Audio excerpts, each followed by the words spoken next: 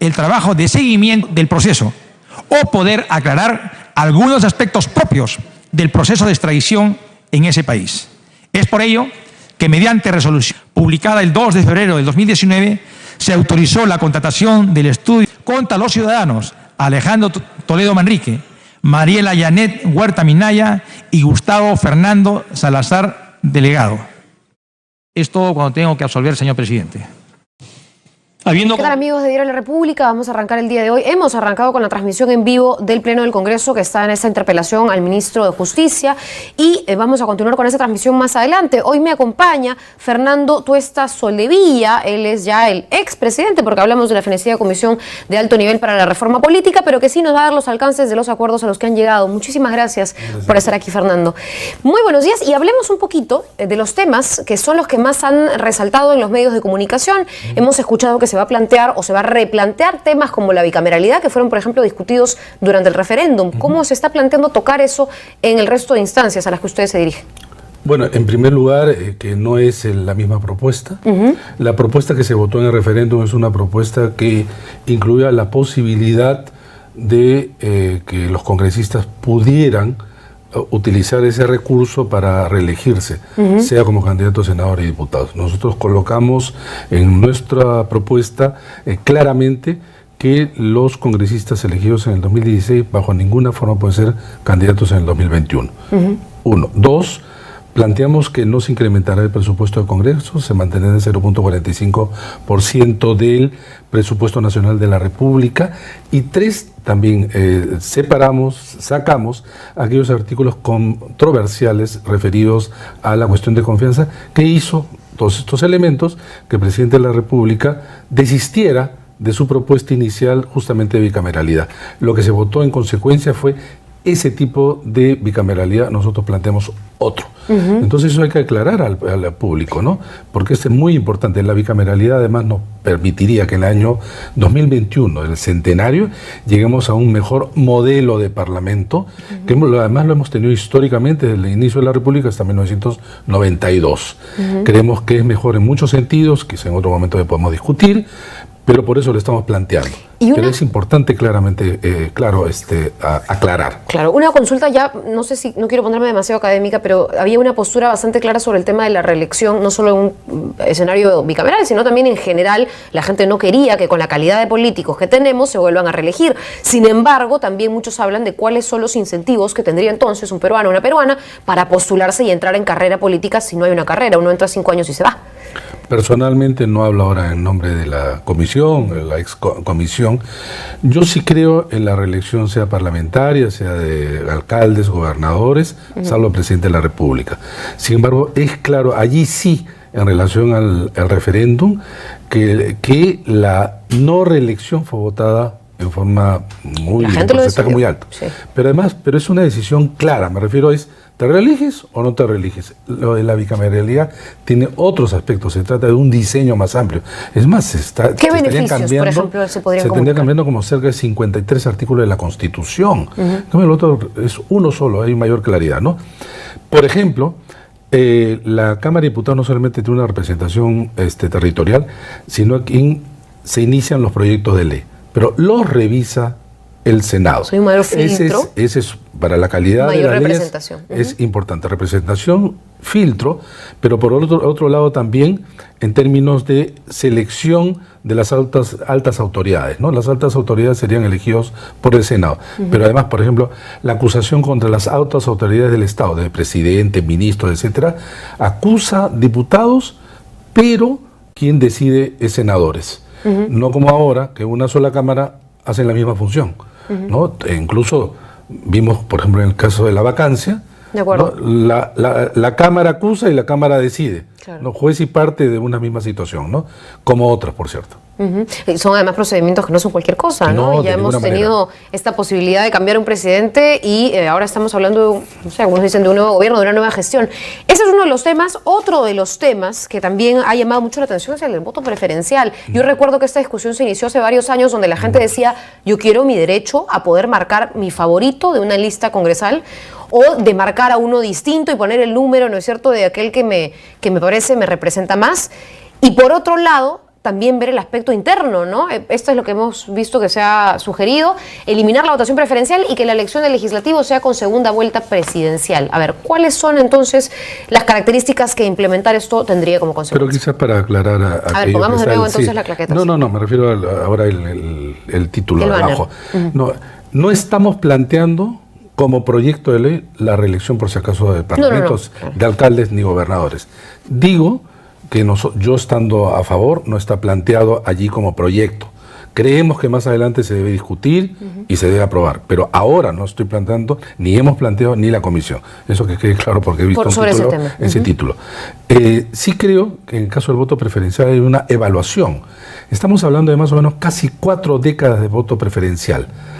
¿El voto preferencial ha permitido una mejor calidad de los representantes? No. Hay un conjunto de elementos que muestran, además a nivel comparado y acá, que eso, por el contrario, ha sido el canal para la presencia de muchos parlamentarios que probablemente en otro sistema no hubieran salido. De acuerdo. Y entonces, ¿y qué han aportado, digamos, ¿no? Además que es por donde ingresa además el dinero mal habido. Ya no se puede controlar, supervisar el dinero para los partidos, sino que cada candidato es un partido en sí mismo. Y entonces es casi imposible poder supervisar. Pero no solo eso, sino sacamos el voto preferencial, pero lo vamos a incorporar el voto preferencial, sí, en las competencias internas del partido. Claro. Eso es importante. Y planteamos además elecciones abiertas, primarias abiertas, simultáneas, obligatorias, de tal manera que el ciudadano se va a sentir comprometido y va a poder participar. En consecuencia, allí sí obrará el equivalente al voto preferencial, pero ya en la competencia nacional no.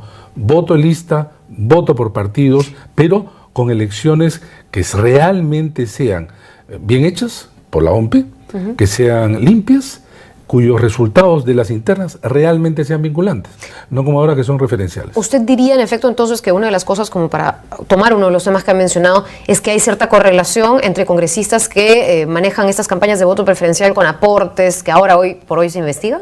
Si tú ves, por ejemplo... ¿Es un incentivo para ese tipo de aportes?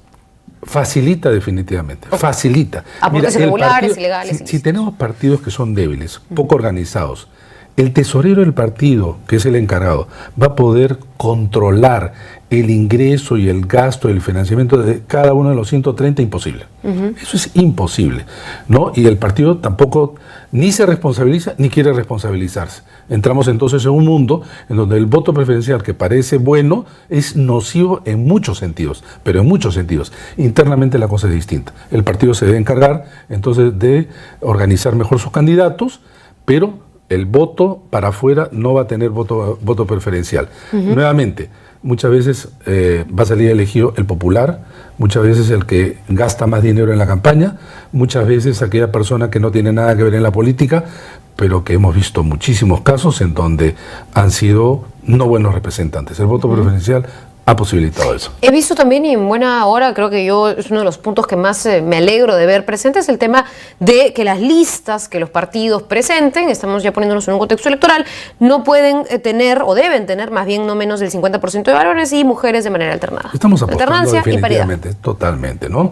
Eso no ha sido aprobado en el Congreso, pero nosotros vamos a insistir. Creemos que una democracia del Bicentenario requiere paridad y alternancia. Estamos, pero Fernando, absolutamente seguros. Imagínese, yo soy una usuaria de Facebook, pero Fernando, esto es la meritocracia. ¿Qué tiene que ver si es hombre o mujer? La cosa es que sea capaz, que sea hábil. En casi 200 estoy poniendo años, abogada del diablo, por supuesto. 200 años de república, las 3/4 partes la política lo hicieron exclusivamente los hombres. Es un espacio donde los hombres, por distintos niveles, posibilidades, han controlado toda la política, incluyendo los partidos. Es necesario que no solamente la paridad y alternancia, sino que eso no va en contra de la meritocracia. Para empezar, la comisión tenía de los 5, 3 mujeres y nuestra secretaria técnica, mujer. Hemos hecho un informe que nos han felicitado y creemos que en general es de buena calidad. Han habido mujeres, no se ha violado, violentado ni superado la meritocracia. dar oportunidad a las mujeres creo que es una posibilidad muy grande de mejorar la calidad de la democracia en nuestro país. Ahora, todo esto, a ver, se ha propuesto también eliminar la recolección de firmas, hemos visto las maquinitas de fabricar firmas tantas veces que algunos creemos también, pues, estas cosas no son necesarias. Pero más allá del fortalecimiento de las organizaciones políticas en contextos como estos, electorales, entre otros, también ustedes están planteando, digamos, lucha contra la corrupción, participación ciudadana. Por ahí leía que ustedes estaban planteando la eliminación de la ley seca. Bueno, escuchaba en conferencia ustedes este anuncio, ¿no? Varias cosas.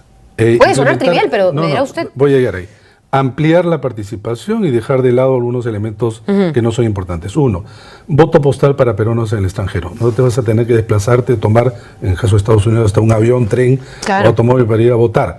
2, llevar el voto a los centros penitenciarios donde hay personas que son inculpadas en un porcentaje alto, a los hospitales, pero también mejorar la gestión en los locales sobre la cuestión, los miembros titulares y suplentes de las mesas. La ley seca es una ley implementada en el Perú a fines del siglo XIX. ¿Por qué? Porque para empezar la votación era de 3 días, para empezar la votación era pública y durante ese tiempo la gente tomaba, había violencia, simplemente la ley seca. Es una ley anacrónica. Hoy en día no es necesario, hay seguridad y cualquier persona que va a alterar el orden... La ley seca dura ahora 24 horas, ¿no? Ahora se había reducido, sí. Pero además lo que se... La gente compra el viernes, por supuesto, porque lo que se sancionaba era la comercialización y no el consumo. Entonces es absurdo, lo que hacen es que luego se venden por debajo, un mini mercado negro, es realmente una tontería a estas alturas, en ningún país medianamente serio hay. Y es aliviar además un poco de carga para estar fiscalizando pues, cosas que no necesariamente por supuesto, porque tienes que distribuir entonces efectivamente fiscalizadores en bodegas, tiendas, etcétera. Eso es un gasto para el Estado, es un gasto inútil. Y dentro de eso, la prohibición de la emisión de encuestas y publicación se reduce ya no de 7 días, sino a un solo día. De tal manera que no vamos a tener no solamente noticias falsas, sino ya no va a haber encuestas falsas. Porque una empresa que quiera hacerlas se va a someter a una comparación de su encuesta con la del día de la elección, que tiene que acercarse. En cambio ahora, último, no quiero decir nombre de algunas empresas, trataban absolutamente de manipular y lo que decían era, no, entre mi encuesta y el día de la elección se ha alterado, ha cambiado, porque claro, la gente cambia. Eso se va a eliminar en el momento en que se permita la emisión de encuestas 24 horas antes. Sé que el tiempo apremia, pero solamente quería terminar con una pregunta de fondo que me parece muy importante sobre la lucha contra la corrupción, el tema de la inmunidad, y que sea la Corte Suprema la que decida sobre esto, porque muchos han dicho restringir, modificar, y otros han dicho eliminar la inmunidad de los congresistas, según los casos. ¿Cómo han evaluado ustedes esto? En realidad lo hemos discutido mucho, en realidad sí es importante mantener. En realidad muchas de las normas están dadas, pero ¿qué es lo que ocurre? Son los procedimientos, lo que se manipulan, se alargan los plazos, no hay plazos para empezar, se hacen preguntas, se solicita interpretaciones, etcétera, se alarga. Caso de Edwin Donaire, que lo hemos visto ayer también. Digamos. En la apelación. Digamos. Entonces ahora es la Corte Suprema, como sucede en otros países como en Chile, quien determina en un plazo perentorio. Y entonces se terminó esto que hace daño al propio Parlamento, ¿no? Y esto creo que es clave para entender, por ejemplo, por qué de los 108 pedidos de levantamiento de inmunidad tan solo prosperaron 6. ¿No? Eso se tiene que acabar. Pero eso lo decidiría la Corte Suprema. De decidirlo así, ya no habría su comisión de levantamiento de inmunidad parlamentaria, por ejemplo, ¿no? Así es. Bien, Fernando, muchísimas gracias por estos alcances. Ya que ahora no estás pues en esta comisión de alto nivel, será motivo para que vengas un poco y comentar sobre otros temas, seguro que están pendientes. Es posible, sí. Muchísimas gracias a Fernando Tuesta Soldevilla por estar con nosotros aquí en La República. Tenemos que pasar a otros temas y como lo prometimos, estamos en vivo en el Pleno del Congreso. Hoy se interpela al ministro de Justicia, al ministro Ceballos, sobre este acuerdo de colaboración. Se encuentran en medio del debate y vamos a irnos en vivo hasta allá para escucharlos. Legítimamente democrático, dentro de todo, en un Estado de Derecho. Asimismo, ¿qué se pretende alcanzar con ese control político, señor presidente? Determinar el grado de responsabilidad política de un ministro de Estado, y en este caso, del ministro de Justicia. Por otro lado, como es de conocimiento público, las empresas brasileñas, Odebrecht, Camargo, Correa, OAS, Andrade Gutiérrez, entre otras, se constituyeron para monopolizar las contrataciones con Petroobras, operando de la misma manera con los mismos procedimientos legales en nuestro país. Este accionar, señor presidente, colegas congresistas, que viene siendo investigado, ha perjudicado la economía de nuestro país, Según estimaciones, el daño causado, sobre todo esto, superan pues los 10.000 millones de soles. ¿Quién será responsable de ello, señor presidente? ¿Cómo quedan las obras inconclusas? Siempre los más perjudicados son los pueblos y los ciudadanos, quienes miden toda la clase política por igual. En diciembre del año pasado, señor presidente, se firmó el acuerdo de colaboración eficaz. Este documento establecía, entre otros, una reparación de aproximadamente 610 millones de soles a favor del Estado. Asimismo, que los exdirectivos de las empresas brasileñas comprometidos con las actividades ilícitas queden eximidos de responsabilidad penal dentro del país, o en lo peor escenario para ellos, una atenuación de la pena. Qué fácil es ser corrupto, luego colaborar y no tener responsabilidad, señor presidente. Si bien esto ha traído consigo una polarización en la población con voces a favor y en contra de dicho acuerdo de colaboración, es preciso, señor presidente, resaltar que el monto de reparación resultó ser mucho menor de lo esperado. Más aún, si se ha brindado una serie de facilidades a las empresas y funcionarios corruptas. El mensaje ha sido muy negativo, o no se comunicó, o no se efectuó de la manera correcta. Sea como sea el caso, el día de hoy nos encontramos cuestionando casi toda la labor, lo que ha pasado desde los años anteriores. Pero lo más importante que nos resalta a nosotros, señor presidente, colega congresista, ¿qué opina nuestra población? ¿Qué opina nuestro país? Ya no es cosa rara, roba, pero haga obras. Ahora lo peor, delinque, confiesa tu delito y no pasa nada. ¿Eso queremos transmitir a la colectividad? Por supuesto que no, señor presidente. Por otra parte, causa también extrañeza que se venga difundiendo en distintos medios de comunicación que el Congreso de la República arbitrariamente pide la concurrencia del ministro de Justicia. No es mucha vitrina para las empresas corruptas, estamos haciendo un control político. Entonces, en tal sentido, yo creo de que la democracia está por encima de todo, y lo que estamos haciendo acá es transmitir efectivamente algunas de nuestras incomodidades o desconocimientos al país de lo que viene haciendo una cartera del Estado. También causa sorpresa mal que las empresas implicadas durante los últimos días hayan mostrado su preocupación por esto de la interpelación. ¿A qué le temen las empresas o funcionarios corruptas? Porque existe un temor infundado. De lo anterior, y habiendo escuchado al ministro y colega congresista, considero que este acuerdo representa una oportunidad histórica para que el mega caso de la corrupción Lavajato no quede impune, sino más bien se debe conocer toda la verdad pues a nuestro país, y que de esta manera se sancione a quien corresponda, caiga quien caiga, señor presidente. Hay que señalar que la única institución encargada de la investigación y la negociación para la firma del acuerdo entre el Estado peruano y las empresas brasileñas fue el Ministerio Público, institución que es un organismo autónomo, independiente e imparcial. También participó el procurador ad hoc del caso Lavajato, si bien este es designado por el Ministerio de Justicia para defender los intereses del país, quiera uno o no, debe gozar de independencia y autonomía, más no de repente de participación, en este caso del ministro. Si eso se determina que incurra en alguna falta o delito, tendrá que ser investigado o procesado también, pues, si hay una parcialización o hay una intervención de parte, en este caso, del Ministerio. De lo anterior, es necesario recalcar que el Ministerio de Justicia no tuvo participación e interferencia alguna en la suscripción del acta de acuerdo preparatorio de colaboración y beneficio, por lo que resulta incongruente cargar la responsabilidad política al ministro de Justicia, Vicente Ceballos, incluso cuando dicho acuerdo aún no ha sido evaluado y aprobado por el Poder Judicial. Dicho esto, señor presidente, solo algunas interrogantes finales para que de esta manera el Perú también debe acompañarnos y decir, respecto a la indemnización en favor del Estado peruano, ¿cuál es el sustento objetivo para fijar el monto de reparación civil que se encuentra en 610 millones de soles? ¿Por qué los pagos se dividieron en varias armadas, 15 cuotas anuales?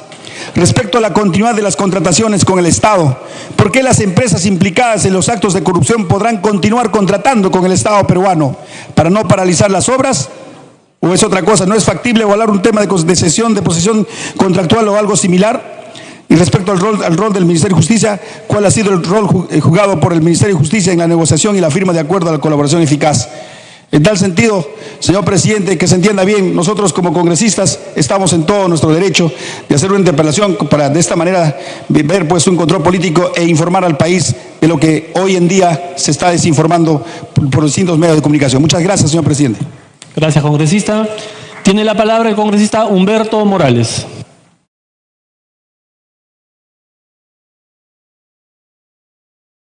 Gracias, presidente.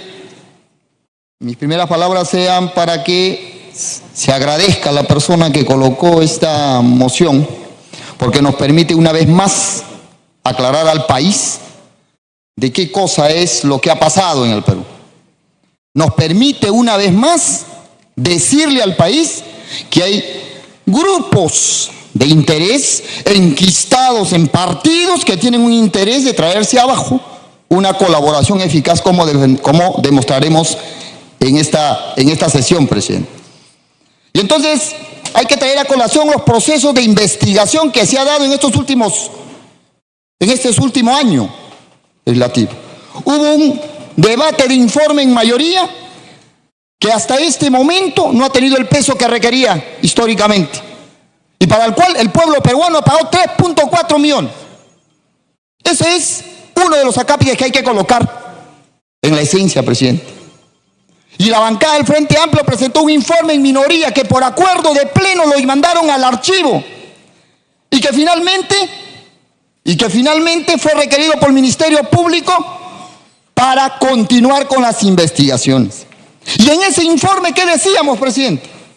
Y que ahora, luego de las diferentes investigaciones y cuyos resultados se conoce públicamente, decíamos que ahora abonan lo que ya habíamos colocado en su momento en un debate abierto aquí, que era que dentro de partidos políticos había organizaciones criminales y que tienen interés para que no haya delación y que tienen interés para que no vengan pruebas y que tienen interés. Y en ese proceso, hoy estamos debatiendo una vez más ese escenario. Y lo decimos, presidente, porque la confrontación abierta es entre el pueblo peruano y la corrupción. La confrontación abierta es entre el pueblo peruano y los corruptos. La confrontación abierta es entre cada uno de los trabajadores, de los campesinos que no reciben una distribución adecuada de los presupuestos, mientras se llevaban solo en un tramo de la interoceánica 40.5 millones de dólares. Esa es la verdad, presidente. Entonces, tenemos además, presidente, que hay que mencionar dos de los proyectos que han sido tomados en el informe en mayoría, como el caso del tren eléctrico e IRSA. Pese que se ha investigado, no se ha reportado ninguna responsabilidad a líderes políticos ligados a partidos que están investigados, como el caso de Fuerza Popular y el APRA. Y entonces, ¿qué cosa es lo que en este momento vemos? ¿Quiénes son los que ahora se oponen? Y a sabiendas, porque muchos de ellos son abogados, a sabiendas que es totalmente inconstitucional e ilegal interferir en este tipo de acuerdos. ¿Por qué lo decimos? Porque primero, constitucionalmente en el artículo 158, el Ministerio Público es autónomo, presidente. Ese es el primer punto. Si saben que es autónomo, ¿por qué se tiene que interferir en ese acuerdo? Y si vamos más allá, sobre la colaboración eficaz, el reglamento, el decreto legislativo 1301, en el artículo 2 dice de que debe haber, inciso 1, debe haber autonomía y reserva. Eso es lo que dice, presidente. Entonces, presidente, me pide una interrupción, yo con todo gusto, si usted lo permite, luego continúo. Congresista Vilcatoma, tiene la interrupción. Muchas gracias, presidente. Es necesario aclarar este punto. Desde que se saca una ley que modifica la ley de colaboración eficaz, ya la Procuraduría no tiene acceso a la colaboración eficaz y a la información de fondo. Entonces, cuando nosotros estamos preguntando por este escandaloso monto irrisorio de la reparación civil, lo que queremos saber es cómo se llegó a esa fórmula y a ese monto.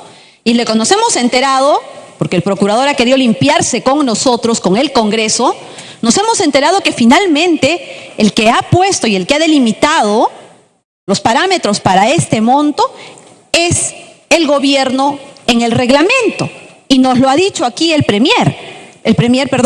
ministro Ceballos. Lo que han tenido en cuenta para la formulación del monto, para la fórmula, ha sido las utilidades de la empresa, el porcentaje de participación de la empresa y estos dos montos o estos aspectos, por ejemplo, ¿cómo es que nosotros podemos determinarlos?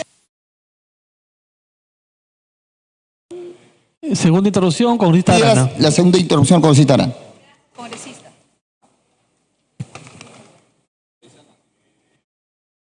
Congresista Arana, segunda interrupción. Presidente, tal cual lo ha expresado el congresista Morales a nombre de la bancada del Frente Amplio, hay una línea divisoria hoy día. Y esa línea divisoria es aquella que muestra quienes quieren bajarse el acuerdo de colaboración eficaz para favorecer a las grandes empresas y políticos corruptos que en un momento como este está pendiente, presidente, de la homologación que hagan los jueces del convenio de colaboración eficaz.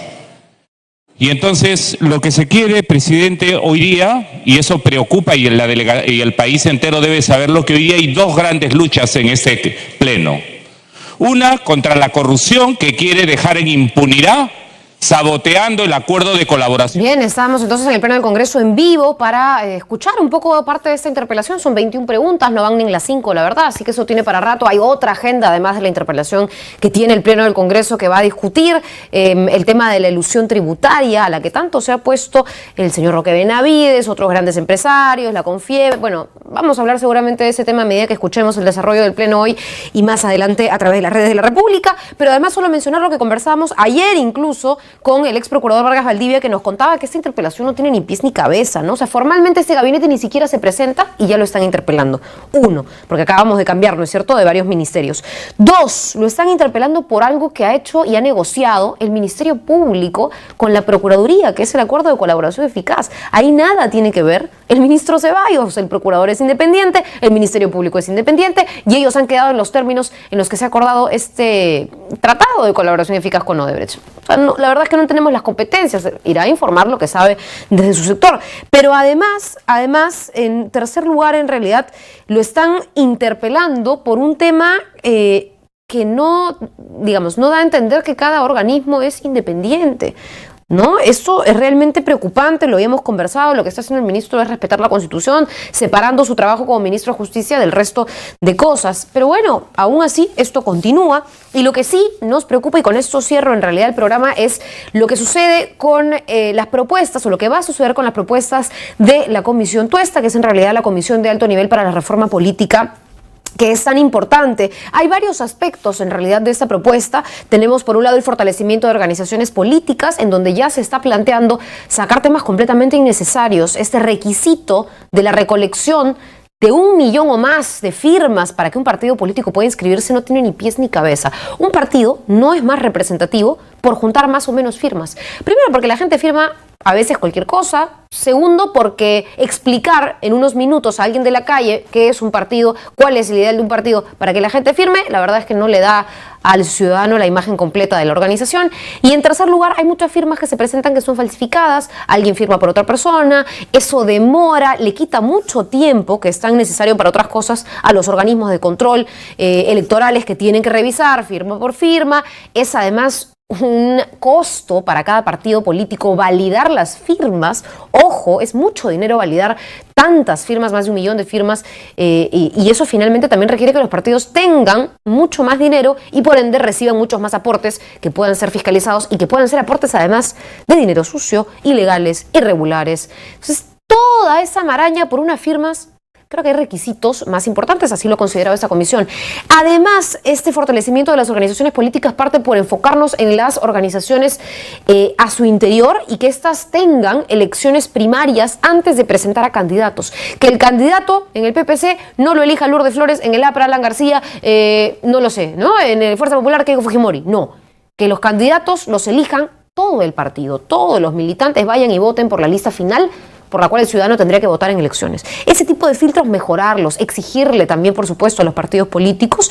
Y finalmente la bicameralidad, en donde tengamos paridad, tengamos alternancia, evidentemente de personas capaces. No se trata de poner a alguien por su género, sino también porque es capaz, pero que tienen que también tener igual acceso a hombres y mujeres. Y bueno, la bicameralidad que estaríamos hablando no sería una forma de reelegirse, porque en la propuesta específica de la Comisión de Alto Nivel sería una bicameralidad sin posibilidad de reelección. Hay otros aspectos como el control político, en donde están estos temas y por supuesto también incluso está, por ejemplo, ver el tema, por supuesto, de eliminar las trabas para que las personas con discapacidad puedan también elegirse, ser elegidas. Por supuesto, la posibilidad de candidatear de manera simultánea a la presidencia del Congreso. Son varios temas importantes. Está la lucha contra la corrupción y en ese sentido uno de los puntos más importantes de este tema es la inmunidad que impide muchas veces que se investigue y se sancione a congresistas, a funcionarios públicos. Yo me imagino que eso está más pensado para el Parlamento que para otras instancias, pero por algo se empieza a ponerle límites a esa inmunidad. Hoy en día la inmunidad se decide, o los mismos congresistas incluso pueden decidir por sobre su inmunidad, y es una barbaridad porque se usa como escudo. Y eso, para escapar de la justicia, no se puede permitir. La idea es combatir la impunidad y esto es un buen punto. Pero además está la participación de la ciudadanía. Esto es otro de los aspectos en los que, por ejemplo, la Comisión de Alto Nivel está planteando eliminar la ley seca. Primero porque la ley seca, la verdad, para ser súper honestos todos, creo, mirándonos en elecciones, nadie la respeta, porque como conversábamos con Fernando Tuesta, además, dicho sea de paso, la ley seca está pensada para el expendio o la venta de alcohol, no para el consumo. Entonces, si usted tiene en casa licor, le va a beber el día que usted se le dé la gana. Nadie va a entrar a su casa a quitarle las botellas que ha comprado con tiempo de anticipación. Entonces, así se prohíba la venta y así se ponga inspectores en las tiendas, cosa que además desgasta.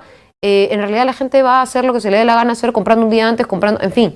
Entonces la verdad es que esto de la ley seca más bien es un gasto de recursos, según la comisión, y creo que yo comparto un poco esa visión, innecesario, y reducir la prohibición de divulgar encuestas 24 horas antes de las elecciones. Esto nos va a poder permitir que también las encuestadoras sean más eficaces, más exactas con sus cifras, más cercanas a el día de la votación, y se evite tanta especulación o incluso tanta manipulación de las cifras de algunas encuestadoras, de algunos ciudadanos, algunos analistas políticos que a veces juegan también para su propio molino. No sé cuánto tiempo hoy, pero les agradezco mucho por haber sintonizado el programa. Conmigo será hasta el día de mañana. Manténganse enganchados a las redes de la República. Chao.